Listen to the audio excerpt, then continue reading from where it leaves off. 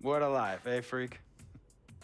1 minute you're playing 21 and horse on the courts in Harlem, and the next moment you're in the showroom, configuring the gunmetal and graphite exterior of your luxury car and your iPad mini. Oh, I bet you get a crazy crowd when you drive that car around the block in the old neighborhood, huh? Yeah, I'm living the dream. Mad pandemonium. But folks from back around the way are real proud of me. Yeah, I hear you. Local kid makes good. You know, it kind of reminds me of when I took my tech stock public and I rang the New York Stock Exchange bell, and my mom's friends called her up and said, "Maggie, is that your son on Bloomberg News this morning ringing the bell?" And my mom says, "Yes, sirree, Bob, it was him." That was a great moment, freak. And you know, our lives are like a pearl necklace of great moments, all strung together with the finest silk thread of memories. And we have to be very careful how we cultivate those pearls and we thread that necklace. Does this meeting by any chance have to do with Vic Van Leer? I grew up in the burbs, freak. I wasn't poor, upper middle class, comfortable. My daddy worked as an accountant for one of the largest insurance firms in the country. Smart with his money. Mom didn't have to work. I went to boarding school. And my dad died of a heart attack when I was a freshman at MIT.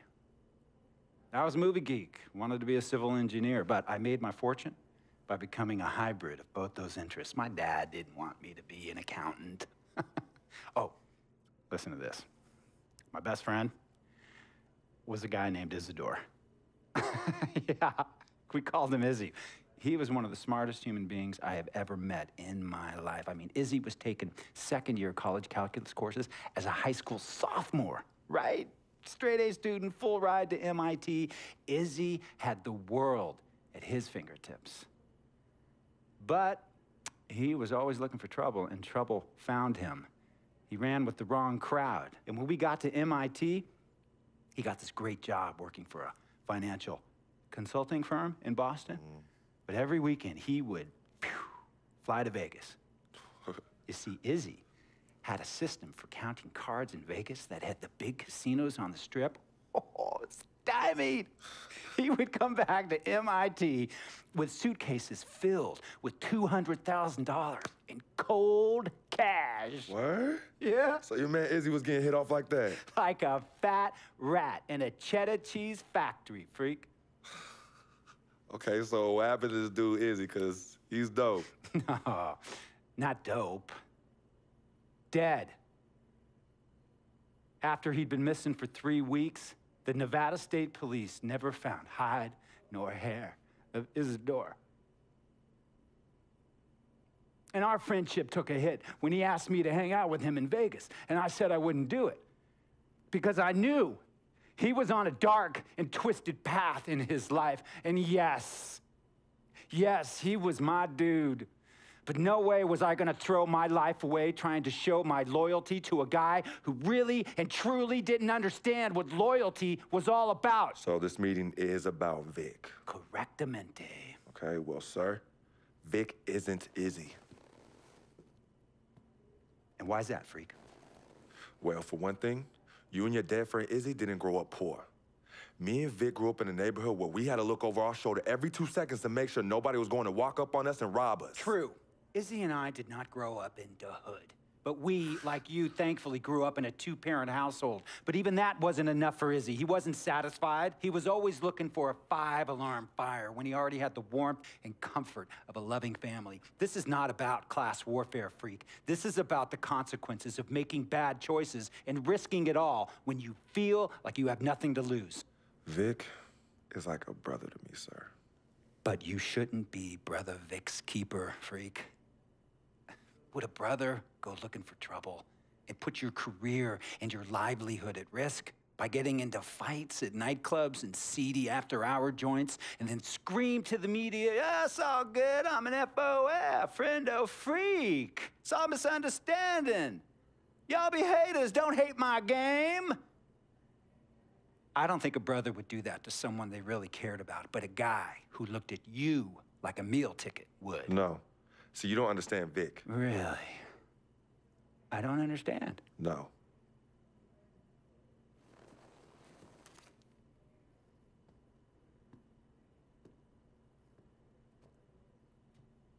Look, man, it was a misunderstanding with the guy in the next VIP booth. His honey started flirting with me, so naturally I started flirting back. Next thing I know, Captain Cornball's off my grill piece beefing. Next thing he know, he got a 2-piece and a biscuit on his left eye. Hey, I don't know who hit him. And it damn sure wasn't me.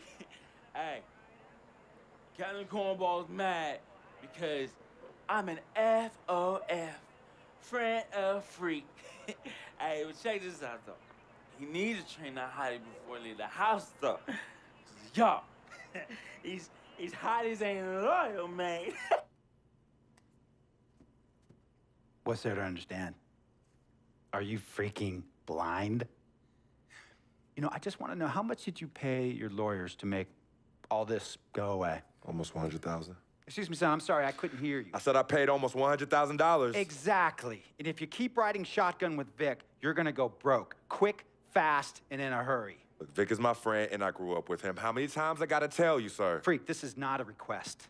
I am not asking you to do this. I am telling you to do this. And the first order of business is that Mr. Vic Van Leer is banned from traveling with you on the road. Vic is banned from the locker room. And Vic is banned from this arena. And if I catch this guy, Vic, in or anywhere near the facilities, Mr. Vic Van Leer will be arrested for trespassing. Are you serious, sir? Brother, I'm as serious as cancer. We all know that can be deadly. You know,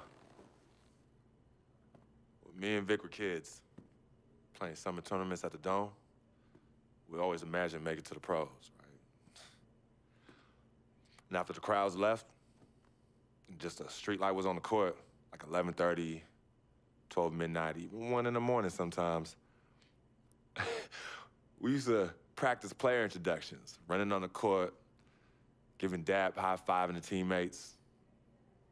Vic, he would act as an announcer. You know, he would introduce me, announce my name on the loudspeaker, and the Jumbotron would flash my image like a little guy dressed in long shorts and a jersey. And now, fresh off his 3-game, 62-point scoring streak, the youngest player to ever do so in NBA history, Frequency Vibrations.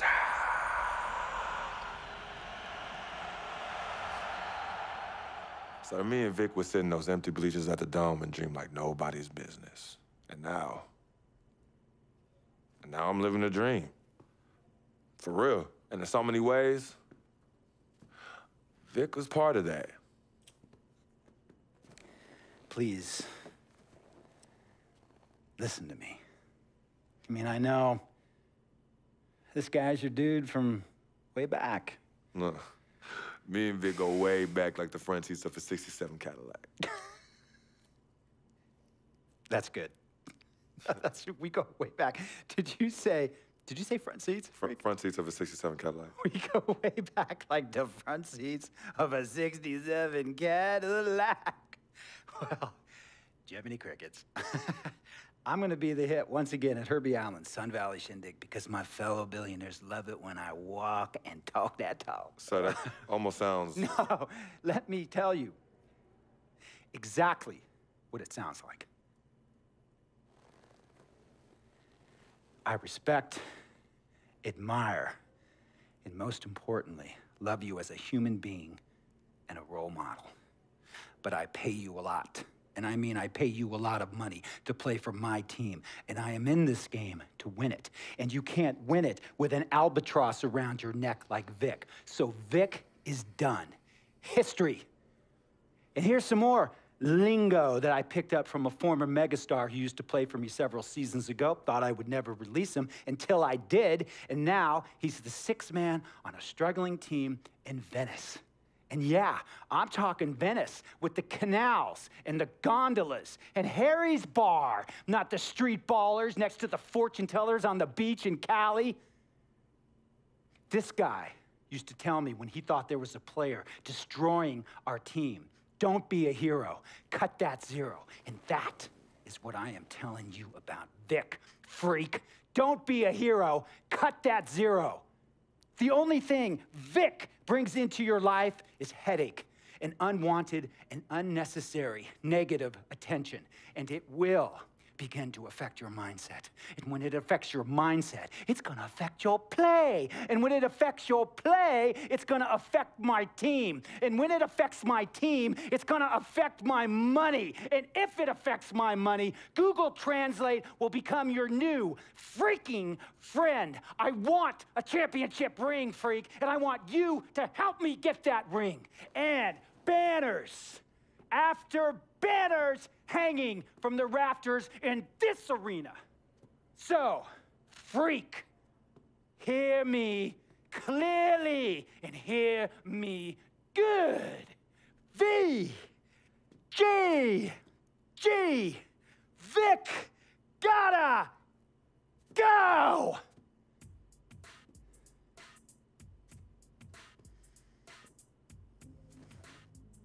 Handle your business.